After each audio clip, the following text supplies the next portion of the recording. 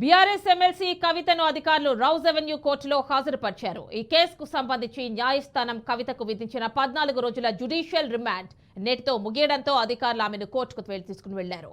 కవితకు judicial remand కొనసాగించాలని ED అధికారులు కోర్టును కోరారు.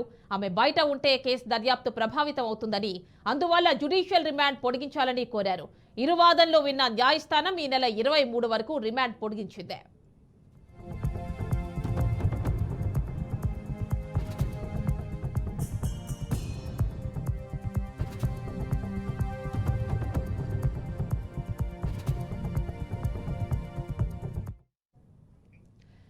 తిహార్ జైల్లో ఉన్న Kavitha Rouse Avenue court special judge Kaveri భవేజాకు లేఖ రాశారు. తాను తెప్పదలుచుకున్న అంశాలను 4 పేజీలతో కూడిన లేఖలో పేర్కొన్నారు.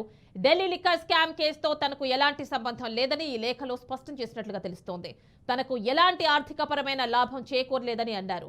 ఈ కేసులో తాను బాధితురాలని, లిక్కర్ కేసులో తనను బలిపశువును చేశారని ఆవేదన వ్యక్తం చేశారు. తాను తప్పు చేశాననడానికి ఈడీ వద్ద ఎలాంటి ఆధారాలు లేవని, 2.5 ఏళ్ల కేసు విచారణలో ఎలాంటి సాక్ష్యాలు లభించలేదన్నారు. ఈ కేసులో అరెస్ట్ అయిన ఇతర నిందితుల స్టేట్మెంట్స్ తో తనను అరెస్ట్ చేశారని ఆరోపించారు.